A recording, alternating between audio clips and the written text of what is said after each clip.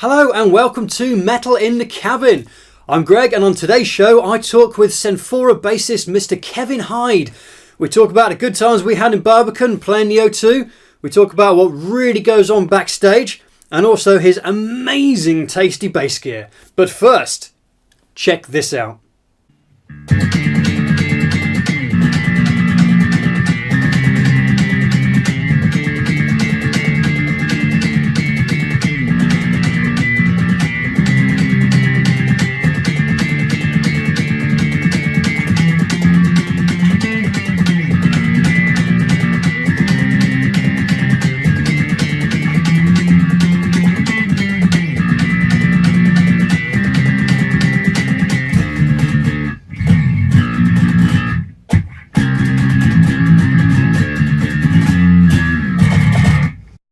Pretty good, huh? Stay tuned. This is Metal in the Cabin.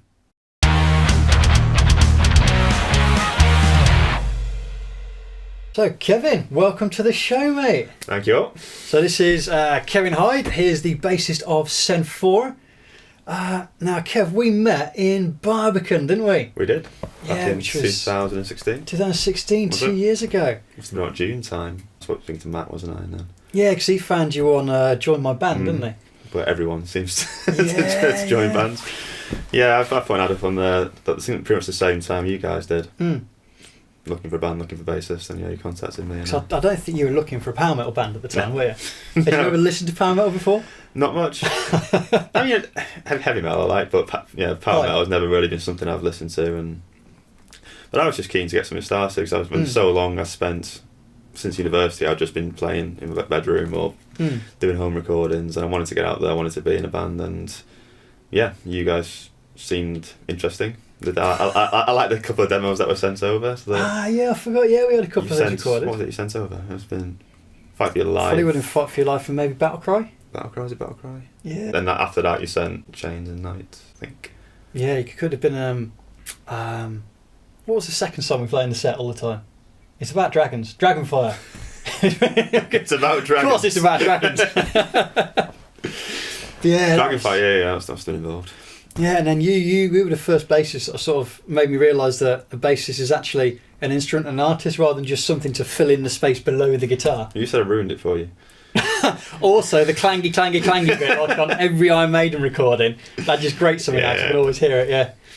But obviously I like to be heard. Yeah, well you've got some pretty loud speakers over the years, haven't you? Yeah. What's the ones you got at the moment? They barefaced ones? Barefaced, a little 1x10 Barefaced speakers which are insanely loud for the size. It's ridiculous, really. Right. I've done a couple of gigs. We played with Cenfora and I played Route 44 Wicked. with them. And I played the Archers as well in Mosh Against Cancer. Yeah. I use this little mini stack of 2 1x10s and they're amazing. Wicked. And they weigh nothing, and yeah, they're really good. What amp are you running through them? Masses Birmingham. Oh, lovely. Subway D800. Is that an 800 watt thing? 800 watt Class Bloody D hell. head. It's a nice head. I mean, I only really use it for backline. I don't. Front of house, no one's hearing it. Everything's going to the DI from a pedal board. I don't DI out from the head. Cool. It's just really front stage sound, but yeah, it's as good a Class D amp as I've tried. It's Nice. What did you use at the O2? Because we played the O2, as you do. the O2. The O2 would have been the Darkglass head. It's just got the distortion engines that I use on the pedal board built into it. So I would have been using that for the O2. Wicked. What was your favourite gig that we played in Barbikan together? Favourite gig? Yeah, man. Shall I tell you mine while you think? Yeah. Alright, my favourite gig was the O2. The O2, yeah. Yeah, because it's probably the biggest stage we ever played. It was massive. I did see a couple of people in the crowd that I recognised who were singing along, and seeing people sing along to our songs was just bonkers. Absolutely loved it. It was a good gig. I did enjoy it. It was the first time we had a dressing room. Yes. And I did the rock and roll thing and put my earplugs in and had a little sleep before I set. Yeah. That was lovely. I think that's quite common though. I think you see all the stories about what happens in dressing rooms backstage, but there's a bloody meme going around on Facebook about that, wasn't there? Yeah, I saw it. Yeah. What she thinks happens, what actually reality, happens. yeah. Sitting on the phone, on the phone, sleep. sleeping. Yeah, the O2 gig was a good one. I loved a lot of the Archers gigs though as well. Yeah, I think playing there. I mean, Metal to the Masses 2017 semi-final, our first gig with Damon, I really enjoyed. The first gig. Yeah. Because of course, I don't know if a lot of people know this. Our first 2 gigs, we didn't have a drummer. So we had a drum machine that was controlled by Kev on stage, jumping behind, pressing the button so the song could start. And we actually played our first gig at the Roadhouse. The late Roadhouse. The late Roadhouse, yeah. And then our second gig was the heat of Metal to the Masses. Yeah. So we actually got through the heat without a drummer. But then we chatted to this guy called Damon, great bloke, good friend. And he came and saw us and agreed to drum with us. And the rest is history. It's quite interesting the way it went, really. The butterfly effect and all that. So we got through that first heat of Metal to the Masses, but there's a band that dropped out because there's only 3 bands that played. Yes, yeah. And if my memory's right, the band that dropped out was a band called This Burning Age. Oh, they're supposed to be quite good. And they're the ones that got to the final this year. They're a brilliant band. Wow. They're an amazing band. Wow. And I just wonder that if they played that heat, they could well have gone through. No one would have heard of us. And what would have happened? I don't think Damon would have joined us. It was just like, oh God, this is a band without a drummer. Stay away from them. It's interesting how things. But I guess it just highlights how good Metal to the Masses is. Yeah. So, me and Ant had a great chat about it the other week. It was, it's fantastic for making friends, meeting new bands. Great for networking. There's no harm in doing it. It's just, I get there's people that say they don't like battle of the bands competitions, they don't like popularity contests, but it's just a great way to play a gig, decent venue, decent crowd, and if you get voted through, then it's a good thing to put on your social media, isn't it? Yes, it is indeed. If nothing else, but I think it's brilliant. So I think you're hoping to play Metal to Masses this year with Cenfora, aren't you? Yeah, hoping to. Well, we will be, but where we won't say yet. But right, okay, but, exciting. There's no downside of doing it, in my opinion. So how did this whole Cenfora thing happen? Because you've always been a massive prog fan, haven't you? Massive prog fan. I never heard of Cenfora at all until the O2 gig. That we played. We played the O2, by the way. So we played that, and we were standing together, weren't we, at the front row, watching them, and obviously it was totally my thing. I absolutely loved it. I thought it was fantastic, and I can't remember if I spoke to them at the time or not. I know I definitely said something to the previous bassist, but just saying, "Oh yeah, you're great, well done." Well, like, gonna have your job, something like that. Probably didn't say that, but yeah, I really enjoyed them, and I'd followed them since then. And they released a single earlier this year, Catalyst, which is great. And I just saw that on the Facebook they posted up that the bassist had left, and I gave it about 15 seconds and then messaged him. Brilliant. And said, "Oh no, I'm sorry to hear about that. You lost your bassist, but if you need any help." Wicked. And emails back and forth, and eventually went to an audition and nailed it. Fantastic. So where have you played so far with Cenfora? Where have we played? We played obviously Birmingham, Coventry, Stafford. Not Stafford. Stafford? Yeah, Stafford. And Bilston. Was the album launch was over in Birmingham, wasn't it? Album launch was Route 44. Yeah, huge prog night. And you were following, I think, Netherhall before you headlined. We had Netherhall supporting us. Right. So I can imagine that was maybe a bit daunting, because they're supposed to be a pretty damn good prog band. Well, they're amazing. They're brilliant. I mean, the bassist, Tom, he makes me feel inadequate. But because I went to that gig, I went to the album launch, it was fantastic. I'm not a big prog fan. It doesn't sound angry enough for me. But some prog does. Yeah? That's what you listen to. Oh, after a lot then. There's screaming, there's plenty of prog. That's what you need on a new album. But, screaming? Yeah, man. Katie can scream. Awesome. He has got that ability. Well, that sounds like challenge accepted to me. I'll pass it on to him. But it was a great show. I really enjoyed the show. Thanks. Yeah. Everyone just it's like, I don't want to say a real band instead of an amateur unsigned band, but it does feel like you're seeing a real proper live show and watching Cenfora. Oh, that's great to say. Thank you. And then so Katie does a Nightwish thing as well, doesn't she? Yeah, they've just started a Nightwish tribute band called Forevanescence. Wicked. So they're not done any shows yet, but it's actually quite a bit of Cenfora as part of that. It's Katie, Jake, and John. Oh, right. Who are all part of that. They're doing that as well.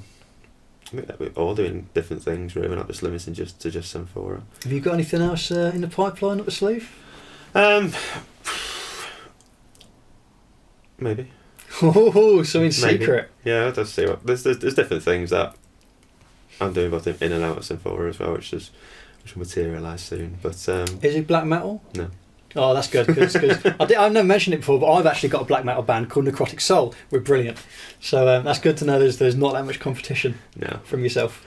I think I'd love to play in a band like that though as well. Yeah? I've got, so I love the angry stuff. So there's some playing, so having the opportunity just to hit some bass out in a record like that would be brilliant. Wicked. Well, if I'm having enough time, I'll start another one.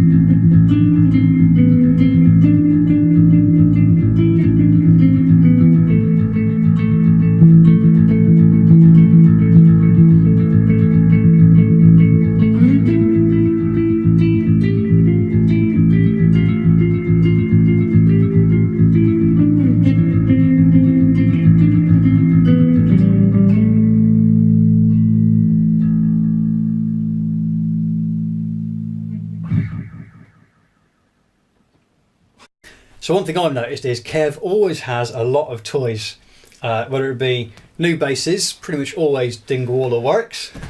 Yeah. And lots of unusual and exciting looking pedals. So we've got 2 of your basses today, a few pedals. Take it away, Kev. What's your favourite bit of kit in the cabin at the moment? Favourite bit of kit?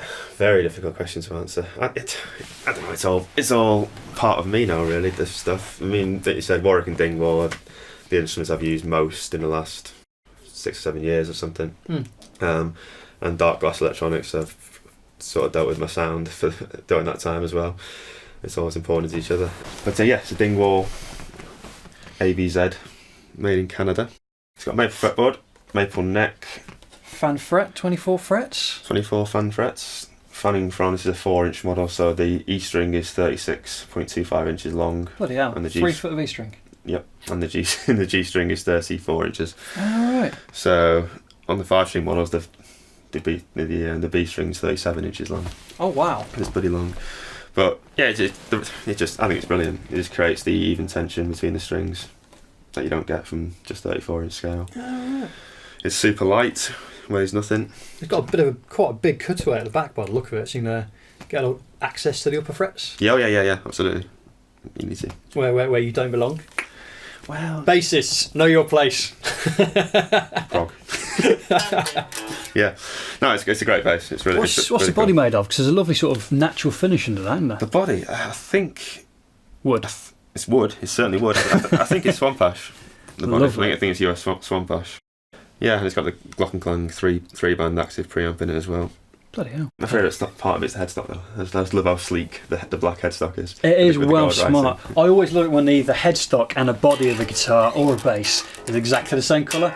When they're a different colour, it doesn't seem quite right to me, but the same colour just adds some kind of very nice luxury deluxe feel, yeah. So you're always talking about Darkglass. So tell me what you've got by Darkglass and what they do. Well, there's a mix of stuff here. A lot of it's new as well. Not that I change very often, but you know. Not going to change very often. We go through. We've got the Alpha Omega Ultra pedal, which I use as my preamp. This basically does everything for me at the moment. It's my preamp for the. I go out to DI from this. Mm-hmm. And it's got simulated cab output, so there's various cab models in there to simulate that to go into front of house and for recording as well. Obviously got the DI, and it's got a 6-band EQ on it, and it's just a distortion pedal with 2 different sides to it. It's difficult to get non-bass people excited by it, but Darkglass goes. It's a pedal. It's got knobs and flashing lights. It's got loads of flashing lights. They all light up. Wicked. So that's that. This is a Darkglass B3K, which is another distortion pedal. This one is what basically started Darkglass off. This is the latest version of it, and it's just, I think every metal bassist should have one on the pedal board. It just sounds amazing. Gets that clang that you love. This is the Microtubes X. This is a crossover distortion pedal. This works a bit differently from these two in that you can actually just filter out the high end of the bass to distort, and leave the low frequencies completely untouched. Oh, wicked. So you get a lot of pedals, distortion pedals and whatever, that have a blend knob, where you're letting the dry signal come through and the wet signal and balancing and finding the balance. This isn't the same. This is actually taking the low end of the frequency and not distorting it at all. No matter how high the drive or anything, there's no blend knob, and you just using setting the low pass and the high pass filters here, setting exactly what you want to be distorted. Fantastic. So it's really flexible. I've only just started playing with it, so yeah. So you can get a super clear bottom end, and the high bits. It just sounds huge, nice and evil. Yeah, wicked.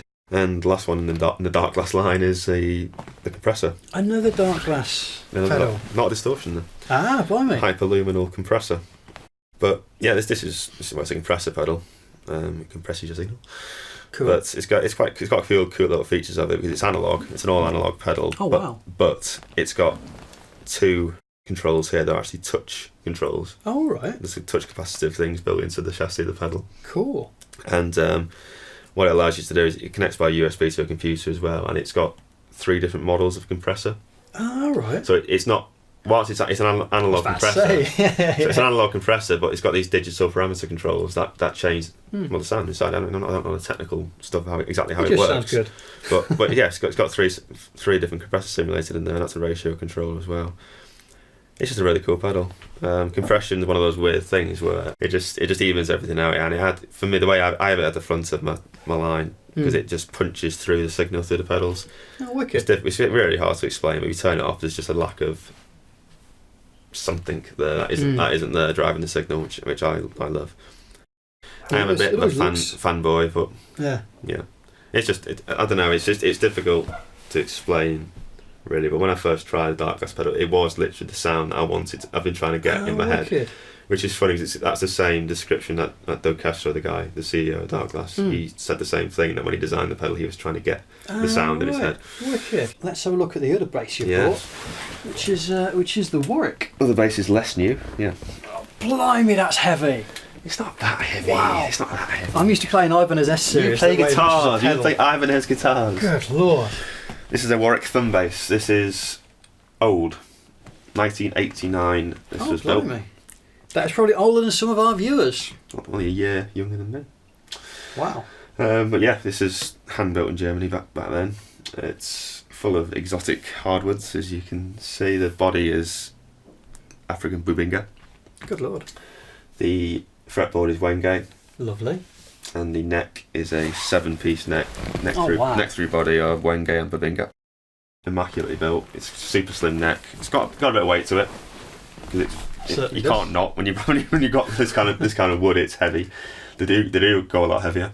Wow. There's Warwicks the heaviest Warwick I've ever owned weighed, I think it was 12 pounds. Blimey. I never gigged with it. I'm not surprised. I don't think I could have, because I think it was too heavy. But I do find though with a bit of weight, I don't have no idea about guitar, but with bass, with a bit of weight, it does make a difference. It adds something different to the tone. I know tone was a controversial thing, but it does. It does make a difference. For me as a guitarist, I play heavy metal, so there's a ton of distortion, there's a ton of gain. It doesn't make any difference from my personal view in my ears. But when it's more subtle, and stuff you're playing, it could well make a difference. I think it does. I think heavier basses have got something about them that lighter basses don't. I mean, the Dingwall weighs, I think it's just under £8, whereas this is £10. So there is a difference. I mean, you can hear it, but both sound good. But I do think a heavier bass has got just something else about it. But this is all active electronics. It's got EMG pickups in it. Ah, right, yeah. It's got a 2-band MEC preamp. It's just a lovely bass. I love it. It's a beautiful piece of kit, that's for sure. Right, Kevin, thank you very much for coming on the show, mate. We shall see you soon, buddy. See you soon.